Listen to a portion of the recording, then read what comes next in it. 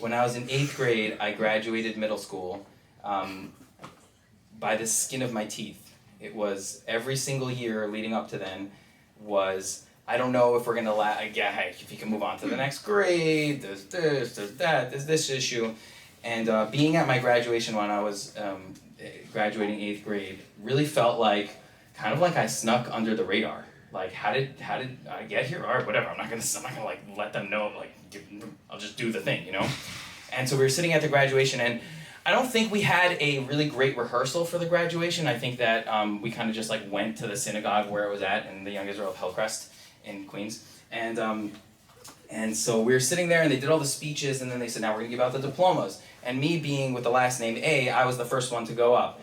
Now, so I go up, and I do the whole thing, and I come back down, and I'm sitting in my seat, holding the book that they gave me and the diploma, and then the principal comes on the microphone, and he says, okay, so for everyone else who comes up, please go up on my right and go down on my left.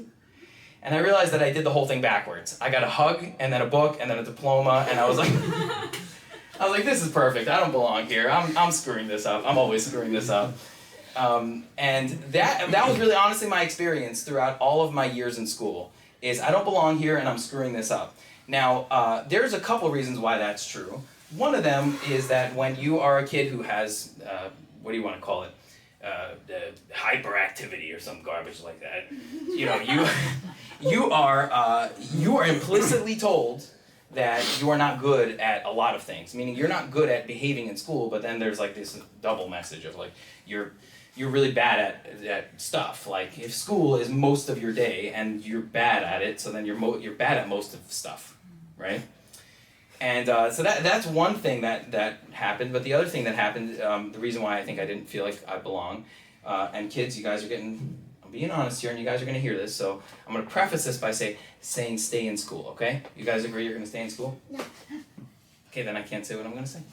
I want you to. So then you have to say I'm going to stay in school. Stay in school. No. Not with it.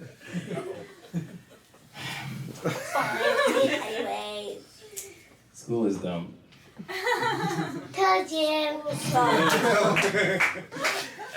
The reason why I say school is dumb is because, it's not because learning is dumb, is because there's a lot of things about school which don't really make a lot of sense, but we just kind of go with it, and that's just the way school has always been, okay? And so here we go. I made a list of it over the last 25 years. First of all, school is the only system where you have a service that's provided and then a customer that's receiving the service, and then when it doesn't work out, you blame the customer. Right? So it's like, imagine like you were like a surgeon and you were performing an appendectomy, and then it didn't go well, and your response afterwards was, well, I don't think the patient was motivated enough. Right?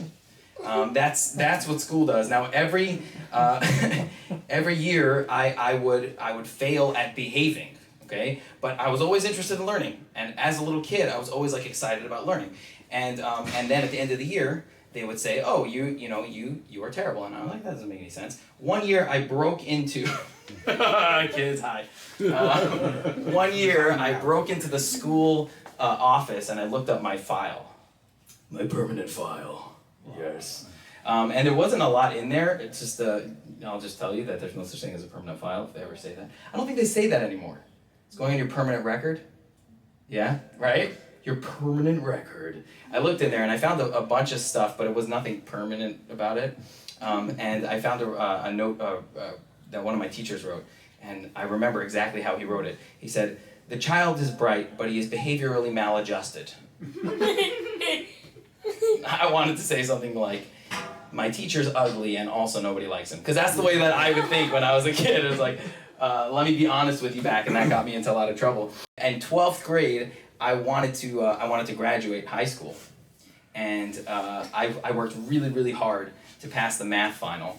And because I was like, if I pass the math final, I think I'll be able to pass. I think I'll be able to make it out. I studied like crazy. The smartest kid in the class sat with me, and we studied and studied and studied, and I took the final, and I think I got like a 66 on it. And I was so happy. I was thrilled. And then I saw that teacher at the graduation. He was like a West Indian guy, and he said to me, "I give you that grade out of compassion." As I was graduating, he like stuck it to me, you know? Yeah. I used to make paper airplanes during class, and that would get me into a lot of trouble.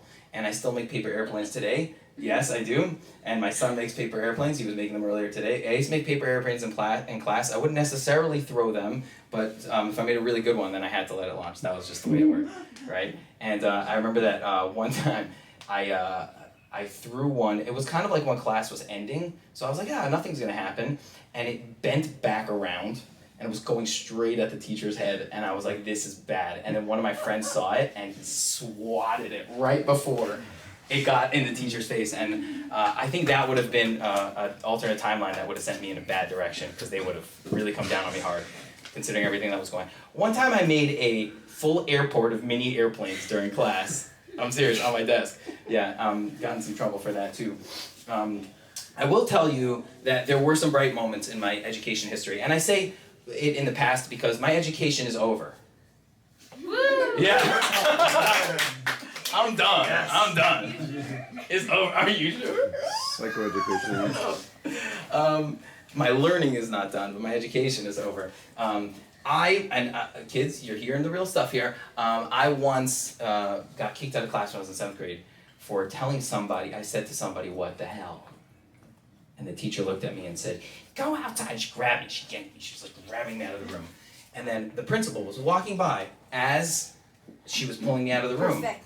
And she said to the principal, "I can't deal with him anymore. I can't deal with him. You take him." And she went back into class. So he looked at me and he said, "All right, what'd you say?" I said, "What the hell?" What the hell did you say that for? The greatest moment of my life. The greatest moment of my life. It made me believe that there might be something outside of this little world that we live in.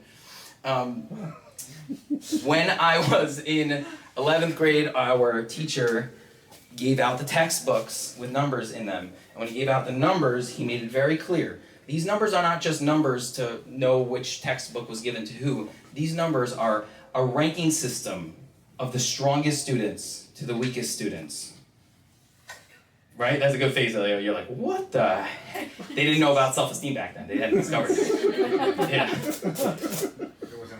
Out of 26 students, I was number 23. Oh, that's great. Hey, you are 26. Who was 26? You were 25. You don't get it.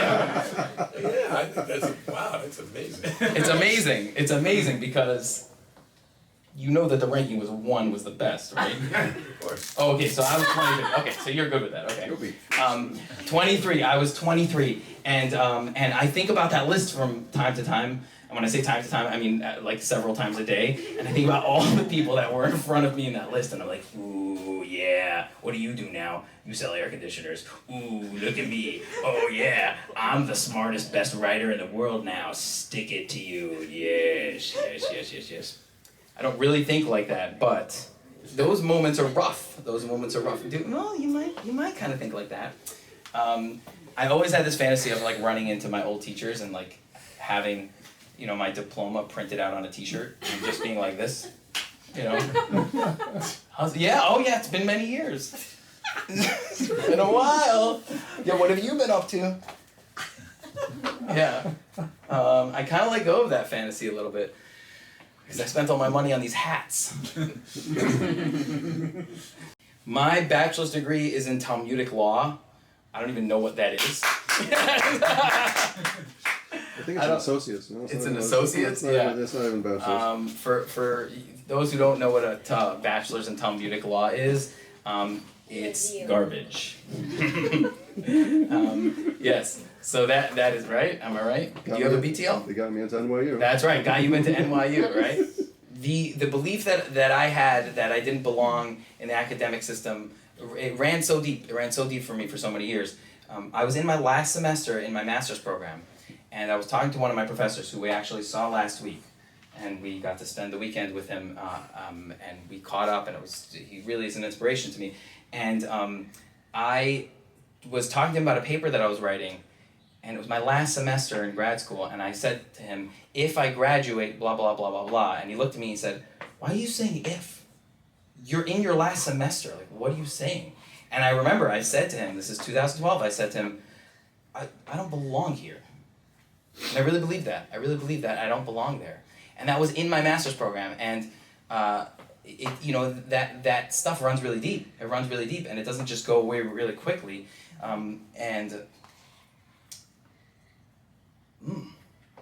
These are feelings that I'm feeling.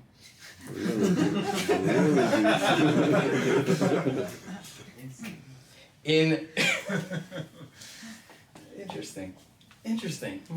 What's coming up for you? In my first semester in grad school, there was a moment where, because all of my classes were on Sunday, and so we would do all the classes for the week on Sunday, and then we would come back the next Sunday. So we would like cram them in, and then work. So I was taking 4 courses, and every professor would come in and tell us what we needed to have done by the next week. And in the last class of the day, around like 3:30, 4 o'clock, the research professor, who was very mean, he was a meanie, he really was. He came in and he told us what we needed to do for next week, and I started crying. I was like, I can't do it. I won't be able to do it. I really believed that I couldn't do it. And a few months later, when I got my grades back, I got a B+, and I was literally jumping for joy. I got a B+ in research. And now, I just finished a full research project.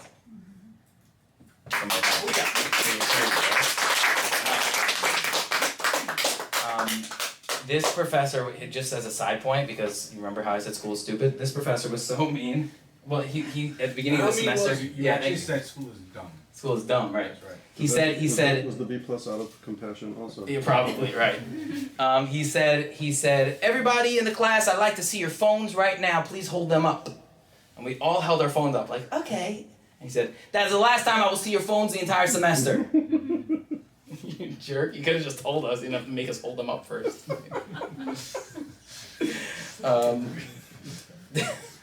Now, when I was in grad school, a different professor wrote feedback on a paper that said, did you read the instructions at all? Yeah. Did you read? And he gave me a C- on that paper. Now, a C- is not a great grade, but in my mind, I just missed a great grade. And I'll tell you why. Because my mom... Why is that funny? I'm just sure this. Oh, okay. Confidence. My mom, literally when I was a kid, my mom used to say, aim for a C. That's what she used to say. Now, is that because she didn't think I could do any better? Or because she agrees with me that school is dumb? But I got this feedback. School is dumb. Woo, but you still gotta do it. Sorry. No. Shoot. I got a C- on that paper, and shortly after that, I got a feedback from another professor, and this is the one that we saw last week and that I was catching up with.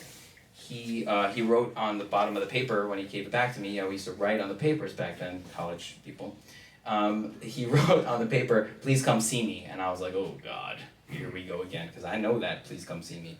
And what he told me when I came over to him was, you have a lot of really good ideas, you have a lot to say, but no one ever taught you how to write, so I'm going to teach you how to write. Yeah. And I met with him on 45 minutes before a class the next week, and he taught me just some basic outlining stuff, and without him, I would not have continued writing, and I would not have gone back to school, and I told him that last week. Yeah. Yeah, and because of him, I've been putting together a webinar to teach what he taught me for free to other people to pay it forward, because it was really one of the biggest gifts that was ever given to me, and I'm happy to give it over to someone else. First of all, about people believing in you, even throughout all my years of not feeling like I belonged and not feeling like anybody believed in me, there were always these little bright spots, and the little bright spots do so much, and I think about like who those people were, like my professor or like my principal who said, what the hell did you say that for? And these are people that really, they saw the system of the school, and they were saying like, okay, you gotta do what you gotta do, but I don't think you're a misfit at all. And on Friday, when I walked at the graduation, I walked in the right direction. And I left the stage on the right side of the stage. The bar is very low for me. But I will tell you that being at the graduation, because I have thought about that graduation for 6 years. I've thought about that graduation. And being at that graduation, most people would say like something, I can imagine people saying like it felt surreal. It didn't. It felt right. It felt like I was supposed to be there, and there was no moment there where I was like, oh my God, this is happening. It actually the whole time was like, yes, this is happening. And I really believe for myself that I was, over the last 6 years, able to shatter the beliefs that were given to me about myself and my abilities. And I'm really happy to be celebrating this with you guys. This is the most meaningful personal accomplishment that I have, and it's much, much more than the degree itself. It is a coming to life for me, a connection to a part of myself that's always been there that I didn't have access to. And so inviting you guys here to roast me and make fun of it and all that kind of stuff is really because I don't see this as just a paper on the wall that gets me further in my career. This is a personal accomplishment, and I'm so happy to be sharing it with all of you guys. So thank you so much. I really appreciate